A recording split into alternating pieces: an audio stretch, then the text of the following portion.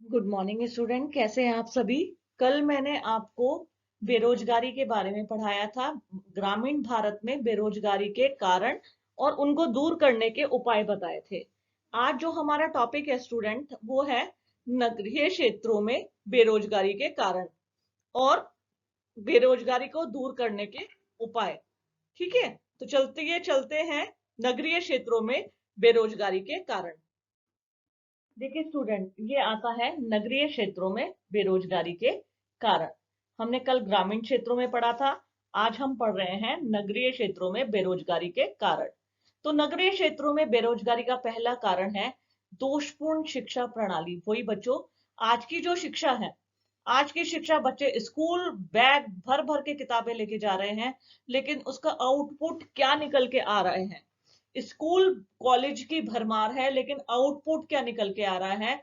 तो ऐसे में है हमारी दोषपूर्ण शिक्षा प्रणाली। देखो, भारत के लिए ऐसा कहा जाता है, मैकाले ने जिस शिक्षा प्रणाली की स्थापना की थी, वो प्रशासन में सहयोग देने के लिए कलर्कों को उत्पन्न कर सकते हैं। देखो, अंग्रेज जब भारत में आए तो भारत में भारतीयों की जनसंख्या ज्यादा थी। उन्हें काम करने के लिए अपने असिस्टेंट्स की आवश्यकता पड़ी और वो भारतीयों को ऊंचे पदों पर जाने चाहते थे। तो ऐसे में उन्होंने यहाँ की जो शिक्षा का स्वरूप बनाया, वो स्वरूप कहाँ तक सीमित सहेजे रखा। सिर्फ जो यहाँ के लोग क्लर्क, चपरासी या इन्हीं पदों पर रह सके, इससे ऊपर ना जा पाए। मुझे आज भी याद है, मैं रुड़की से हूँ। रुड़की में आईआईटी रुड़की है। अगर मैं तुम्हें आईआईटी रुड़की की बात करी, तो आईआईटी रुड़की बनने से पहले वो उसका नाम था Roorkee engineering college. Roorkee engineering college की स्थापना 1800 में अंग्रेजों के द्वारा की गई थी, जब वहां पर नहर खुदाई का कार्य किया जा रहा था। उसके लिए अंग्रेजों को आवश्यकता पड़ी इंजीनियर की। जब वो इंजीनियर विदेशों से लाते थे भारत, उन्हें बहुत कॉस्टली पड़ता था, तो उन्होंने भारतीयों को ही इंजीनियरिंग की शिक्षा देने की योजना बनाई। तब उन्होंने रुड़की इंजीनियरिंग कॉलेज की स्थापना की। यह एशिया का पहला इंजीनियरिंग कॉलेज था, सिविल का। ठीक है, तो उनकी शिक्षा प्रणाली बस यहीं तक सीमित थी और उसी को हम आज तक खींचते चले आ रहे हैं। कोई इसमें रचनात्मक सुधार नहीं हुए थे। हालांकि अब एनईपी, आपने देखा होगा, न्यू एजुकेशन पॉलिसी इंट्रोड्यूस हुई है, तो हमें इससे बहुत, जैसे हम प्रोफेसर हैं, हमें इससे बहुत आशाएं हैं। चलते हैं नेक्स्ट की ओर। विश्वविद्यालयों में स्नातकों की भरमार नेक्स्ट पॉइंट है। जो हमारे विश्वविद्यालय होते हैं, इस विश्वविद्यालयों में स्नातकों की भरमार है, मतलब डिग्री धारकों की, बीए, बीएससी, बीकॉम। इवन मैं खुद एक प्रोफेसर हूं। हमारे यहाँ हर बार हजारों स्टूडेंट डिग्री लेकर निकलते हैं। इसमें देखो लिखा है 80 लाख विद्यार्थी विश्वविद्यालय स्तर पर तथा 5 करोड़ से अधिक विद्यार्थी हर स्कूल तक शिक्षा ग्रहण करते हैं। लेकिन इसमें इतनी असमानता है कि उन्हें रोजगार नहीं मिल पाता। तो ऐसे में क्या है, ये जो हमारी असमान शिक्षा प्रणाली है, इसमें समानता लाने की जरूरत है। चलिए आगे चलते हैं। देखिए, भारत में जो शिक्षा प्रणाली है, यहाँ देखिए वाला पॉइंट जिसमें मैं टिक मार्क कर रही हूँ। भारत में जो शिक्षा प्रणाली है, इसमें व्यवहारिक ज्ञान की कमी है, ऐसा माना जाता है। भारत की जो शिक्षा प्रणाली है, वो पूर्णतः सिद्धांतिक नहीं है। इसमें जितने व्यवहारिक पक्ष को बिल्कुल भी महत्व नहीं दिया गया है। इसका परिणाम क्या होता है, शिक्षा प्राप्त करने के बाद असंख्य व्यक्ति जो है व्यवसायिक क्षेत्र में अपने को बिल्कुल बेकार पाते हैं। ऐसे में क्या है, कम से कम कुछ समय के लिए उन्हें बेकारी का सामना अवश्य करना पड़ता है। तो ऐसे में क्या होता है, जब शिक्षा दी जाती है, शिक्षा में व्यवहारिक ज्ञान को दिया जाना चाहिए। नेक्स्ट है मांग और पूर्ति में असंतुलन। देखिए, हमारे देश में प्रोडक्शन की विभिन्न इकाइयां लगी हैं, बहुत सारी इंडस्ट्रीज खुल गई है। लेकिन अगर आप देखें, देखिए मैं आपको एक एग्जांपल से समझाती हूँ। आप एक युवा हैं, आपको अपने एक शहर में एक कोई रोजगार या अपना बिजनेस खोलना है, तो आप कौन सा बिजनेस खोलेंगे। आप सोचेंगे चलो समोसे की दुकान खोल लेता हूं। ठीक है, आपने समोसे की दुकान खोली तो देखा तो क्या हर चौथे नंबर पे समोसे की दुकान है, क्या आपकी दुकान चलेगी। ऐसे इसमें क्या होता है, योजना बनाने की आवश्यकता होती है कि किस क्षेत्र में कौन सा व्यवसाय चल सकता है, किसकी मांग ज्यादा है, किसकी दुकानें या किसकी सुविधा उपलब्ध नहीं है, तो उस व्यवसाय के जलने के ज्यादा चांस होते हैं। ऐसे ही भारत में मांग और पूर्ति में असंतुलन है। देखो, उन्होंने क्या कहा जाता है, जैसे इंडस्ट्रीज है, इंडस्ट्रीज में किस चीज के प्रशिक्षण की आवश्यकता होती है, किस चीज के मैकेनिक चाहिए। आज हम देखते हैं किन्हीं क्षेत्रों में तो अधिक व्यक्ति होते हैं और किन्हीं क्षेत्रों में क्या होते हैं, कम व्यक्ति होते हैं। तो ऐसे में क्या है, प्रशिक्षण देखकर कि किन कंपनियों में, किन क्षेत्रों में टेक्नीशियन की अधिक आवश्यकता है, उसी के कोर्स को वरीयता दी जाए। नेक्स्ट है शारीरिक श्रम के प्रति उदासीनता।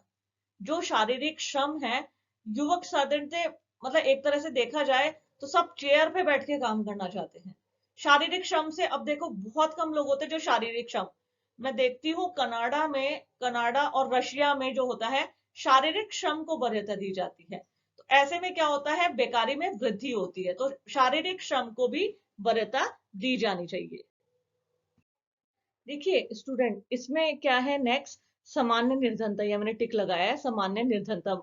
व्यक्तियों में क्या अक्सर क्या होता है, लोग हायर एजुकेशन की डिग्री ले ली, ठीक है, लेकिन उनके अंदर स्किल्स नहीं है, तो उनको क्या है, रोजगार नहीं मिल पाता। साथ ही वो बिजनेस की साइड जा नहीं पाते, क्योंकि ऐसे में पूंजी चाहिए होती है। बैंकों से ऋण लेते हैं तो बैंकों की शर्तें और इस तरह के उनके पास रहते हैं, वो इसका कोई उनके पास उपाय नहीं रहता। तो व्यक्ति क्या होता है, व्यक्ति ऐसे में सामान्य निर्धनता का सामना करता है। तो ये भी इसका प्रमुख कारण है। स्टूडेंट, अब आता है शैक्षिक या नगरीय बेरोजगारी दूर करने के उपाय, कि हम कौन से उपाय करें जिससे नगरीय बेरोजगारी से पार पा सकते हैं। देखो, शिक्षा प्रणाली में सुधार, हालांकि ये पहले का है, आज की तारीख में हम बात करें तो हमारे यहाँ स्किल्ड एजुकेशन की बात होती है। अब बहुत सारे कोर्सेज इंट्रोड्यूस हुए हैं जिसमें वोकेशनल कोर्स चल रहे हैं, लेकिन कहीं भी कहीं ना कहीं आज भी हमें अपनी शिक्षा प्रणाली में सुधार की आवश्यकता है। हम किताबी ज्ञान दे देते हैं, नो डाउट, सब किताब पढ़ लेंगे, हिंदी इंग्लिश पढ़ लेंगे, पढ़ा देंगे, कर लेंगे, लेकिन जहां अगर स्किल्ड की बात होती है, ठीक है, वहां हम लोग मार खा जाते हैं। वहां हमें, अगर आप फॉर एग्जाम्पल अगर कोई डॉक्टर भारत से विदेशों में नौकरी करने जाता है, तो वह बैठते साथ उसकी स्पेशलाइजेशन पूछी जाती है। तो ऐसे में क्या होता है, ऐसे में व्यक्ति बेरोजगार रह जाता है। दूसरा है छोटे उद्योगों का विकास। देखो, अगर हम सिर्फ बड़े उद्योगों के सहारे ना रहे, आज मैं ऐसे यूथ को जानती हूँ जो अपने छोटे छोटे बिजनेस के माध्यम से वर्ल्ड फेमस हो गए हैं। अपने छोटे छोटे आइडियाज से उन्होंने अपने बिजनेस, इनोवेशन से बिजनेस क्रिएट किया और आज अपनी लाखों की संपत्ति। मैं कुछ इंस्टाग्राम में कुछ ऐसी फीमेल्स जिन्होंने अपनी साड़ी के ब्रांड बनाए, लहंगे के, क्योंकि कुछ अपनी क्रिएटिविटी इनोवेशन को नया रूप दिया और आज वो कहीं से कहीं तक पहुंच गए।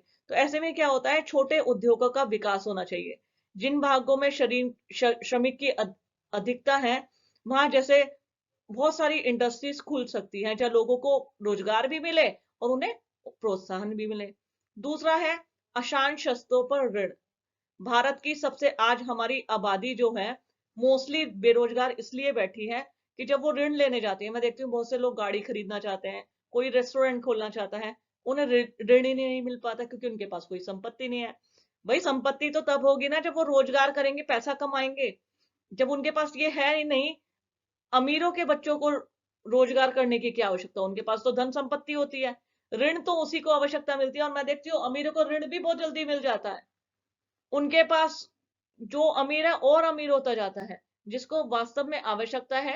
हालांकि मैं अब देख रही हूँ मोदी जी ने, मैं कल बैंक गई थी, बहुत सारी ऋण की योजनाएं ऐसी चलाई हैं जिससे ऋण उपलब्ध हो जाता है। नेक्स्ट चलते हैं, इसमें हम रोजगार के कार्यालयों में सुधार की आवश्यकता है। देखिए, आज बहुत सारी जगह क्या होते हैं, वैकेंसीज होती है। प्राइवेट कंपनी ले लीजिए, जरूर थोड़ा ना सरकारी कंपनी में काम करेगा तो ही रोजगार मानेंगे।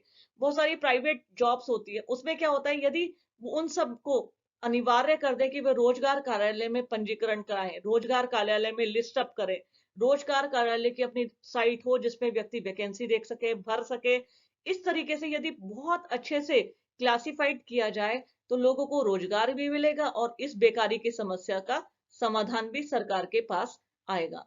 नेक्स्ट पॉइंट है इसमें जनसंख्या। आज की तारीख में सबसे बड़ा उपाय है कि यदि जनसंख्या को नियंत्रित किया जाए। जनसंख्या जिस हद से बढ़ती जा रही है, उस हद से क्या होता है, रोजगार के साधन कम पड़ते जाते हैं।